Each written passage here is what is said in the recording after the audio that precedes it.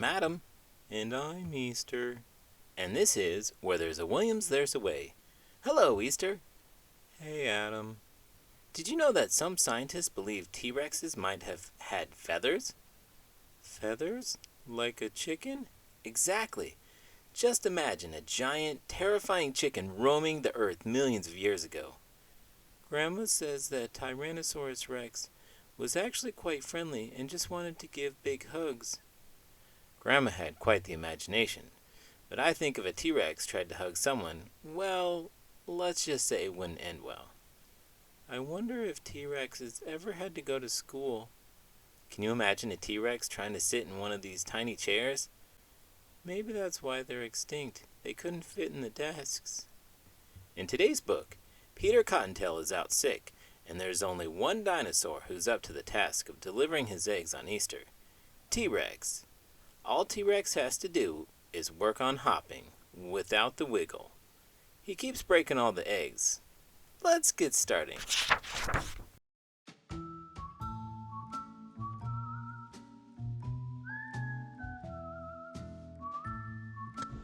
Here Comes T-Rex Cottontail by Lois G. Grambling, illustrated by Jackie Davis. T-Rex was looking in the mirror. "Not bad," he said. "Not bad at all." Just then the doorbell rang. He answered it. It was his friends, Diplodocus, Stegosaurus, and Iguanodon. "Why the funny ears and big cottontail?" Diplodocus asked. "Tomorrow is Easter," Stegosaurus said, "not Halloween." "Peter Cottontail, aka the Easter Bunny, has a cold," T-Rex said, "and he asked me to deliver his eggs tomorrow." "But you can't hop," Iguanodon said. "I've been practicing," T-Rex said. The three friends looked around. "Where are the eggs?" they asked. "At his house," T-Rex answered. "I'm hopping down there now to get them." Diplodocus, Stegosaurus, and Iguanodon watched as T-Rex wobbled and hopped out the door. "I'm afraid those eggs are in for a shell-shattering trip tomorrow," Stegosaurus said. "T-Rex can practice when he gets back," Iguanodon said. "Too late," Diplodocus said, looking out the window. Poor T-Rex, wobbling and hopping up the bumpy trail, he stumbled and fell, and landed, ker-splat, on Peter Cottontail's basket full of eggs. What a mess. T-Rex walked slowly into his house. "What now?" his friends asked. "I don't know," T-Rex answered. T-Rex is trying hard to help, but he's not very good at standing in for the Easter Bunny. It reminds me of the time we tried to help Mr. Johnson fix his car. That was a disaster waiting to happen. Poor Mr. Johnson thought we were experts just because I'm a teacher and you, well, you're a rabbit? Exactly. What were we supposed to do? Hop under the hood and magically fix the engine? I wish it were that easy. Remember when he handed us the wrench? Oh yeah, we just stared at it like it was some alien artifact. And then we pretended to inspect the engine, hoping he wouldn't notice our cluelessness? Till he caught on and gently suggested we step aside before we cause more damage. It was like a scene from a comedy movie. Two clueless helpers trying to act like they knew what they were doing. I think we made it worse before Mr. Johnson finally called a real mechanic. Definitely. But hey, at least we tried, right? Absolutely. And Mr. Johnson got a good laugh out of it, which is what really matters. That's true. We may not be great at fixing cars, but we sure know how to bring some entertainment. Suddenly, T-Rex had an idea. "We'll get more eggs," he said, "and color them. Then I'll have some to deliver Easter morning." "Where will we get more eggs?" Stegosaurus said. "Hen gave all of hers to Peter Cottontail."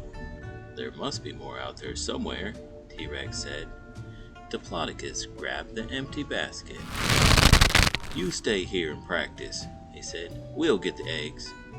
By the end of the afternoon, T-Rex had gotten the wobble out of his hop, and his friends had gotten more eggs.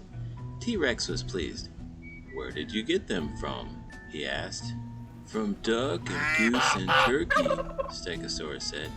and one from Screech Owl. We better start coloring them now, Iguanodon said, or we won't be done till dawn. Late that night, all the eggs were colored. T-Rex and his friends were asleep and snoring. Unfortunately, when the sun came up, T-Rex and his friends were still asleep, but the children weren't. They were at their windows, awake and waiting. Shouts of, "Where are you, Easter Bunny?" could be heard. T-Rex heard them. He jumped up. He put on his funny ears, cottontail, long twitching whiskers, jacket, and bow tie. "I'll save an egg for Peter Cottontail," T-Rex said to his friends. "Meet me at his house later. We'll give it to him then," he said, hopping out the door. The children were still at their windows, waiting and worrying until T-Rex hopped into view. "Cool!" they shouted. "That's one really big cottontail hopping down that bumpy trail." Well, it's that time of year again when everyone thinks I'm some sort of celebrity, the Easter Bunny. Ah, the classic mix-up. But hey, you're the OG bunny in this scenario, raised by my grandma, not some mythical figure delivering eggs. Exactly. I mean, don't get me wrong. I've got nothing against the Easter Bunny. I'm sure he's doing his fluffy best. But it's just not fair when people confuse us. I can imagine. So, how do you handle it? Oh, I just play along most of the time. Smile, nod, let them think what they want. But deep down, it's a blow to my bunny pride. Well, just remember, you're the real deal in my book. The original Easter Bunny who knows how to properly munch on carrots. Thanks, Adam. It's nice to have someone who understands. Now if only I could convince the rest of the world. Hey, don't worry about them. As long as you and I know the truth, that's all that matters. And if you ever need to vent about your identity crisis, I'm all ears. Well, not literally, but you know what I mean. When all the eggs, except one, had been delivered, T-Rex started hopping back up that bumpy trail. "Thanks for our eggs, Mr. Really Big Cottontail," the children called after him. "Anytime," T-Rex called back. T-Rex hopped to Peter Cottontail's house. His friends were already there. "Do you have the egg?" they asked. T-Rex nodded and rang the doorbell. Peter Cottontail answered it. T-Rex handed Peter Cottontail the egg. "For me?" Peter Cottontail asked. T-Rex and his friends nodded. "No one has ever given me an Easter egg before," he said. "Thank you." Just then the eggs began to crack open, and dozens of tiny ducks started quacking, and dozens of tiny geese started honking, and dozens of tiny turkeys started gobbling. "This is the best Easter ever," the children shouted. Then Peter Cottontail's egg began to crack open, and one tiny screech owl started screeching.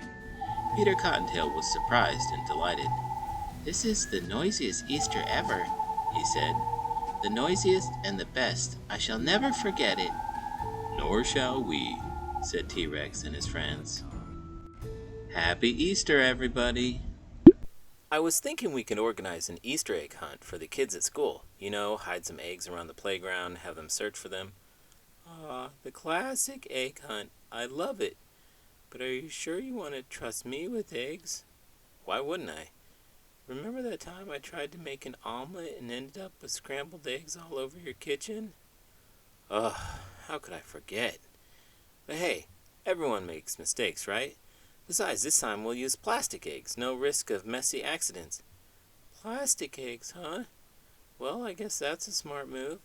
I wouldn't want to accidentally turn your classroom into an extremely sticky situation. Exactly. So you in?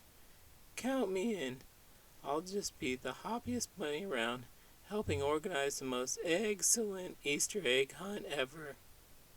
If you've enjoyed this video, then the most excellent thing would be to give it a thumbs up and subscribe to the channel. I'm Adam. And I'm Easter. And this is Where There's a Williams, There's a Way. Did you know T-Rex had a massive body, a mouthful of 68-inch long super sharp teeth, and the strongest bite of any land animal ever